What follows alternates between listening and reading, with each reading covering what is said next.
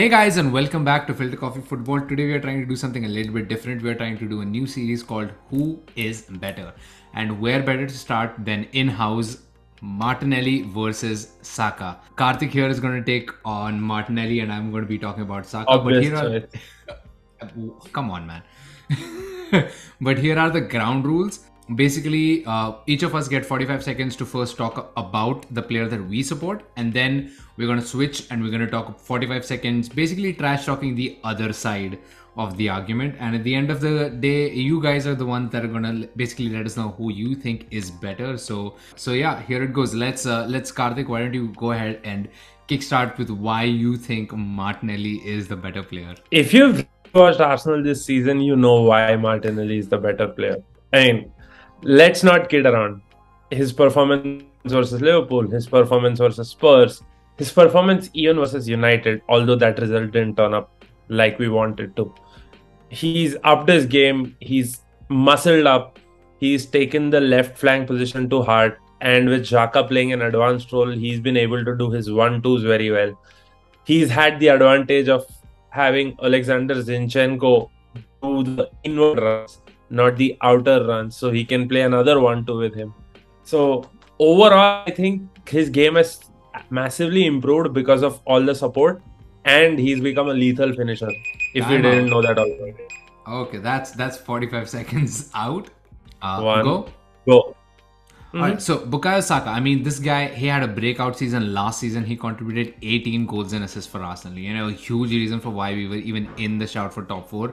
And of course, he's an England international at this point.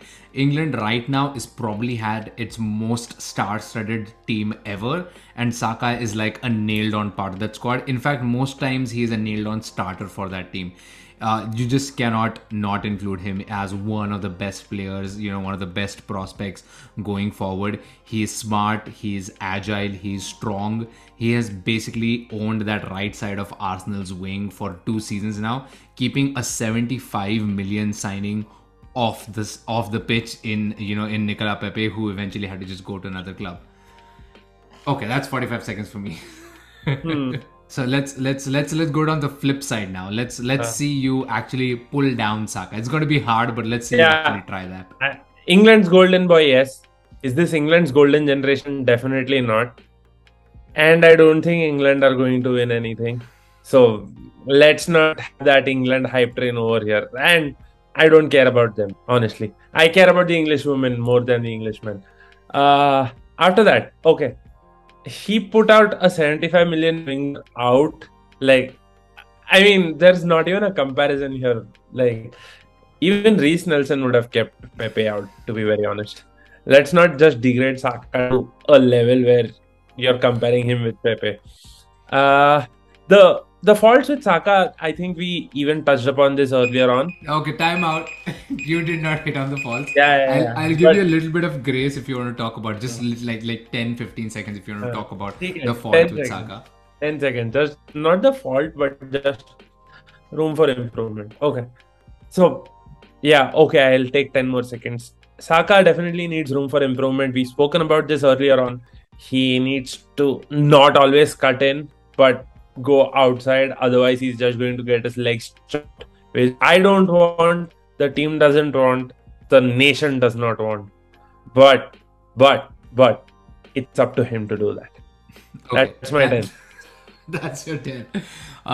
Okay, talking about Martinelli, I mean, it's hard to bring a player like Martinelli down. He's a fabulous player. I mean, clearly skilled, but we got him in the team at 18, and he's always been the one for prospect. This is the first season that he's actually had time and he's actually shown, and a big reason for that is injuries. And that's the thing. If at 21 your career has already been stunted by injuries, I'd be surprised if it doesn't continue to be impaired by that.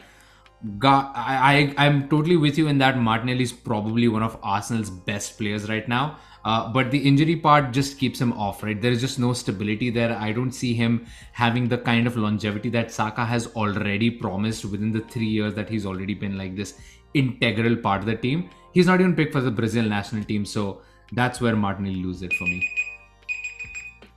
That was our take. I think Saka is clearly better. Karthik thinks Martinelli is clearly better. Let us know who you think is the better Arsenal player. And if you have suggestions for who we should compare next, please let us know down in the comments below, and we will see you guys next time.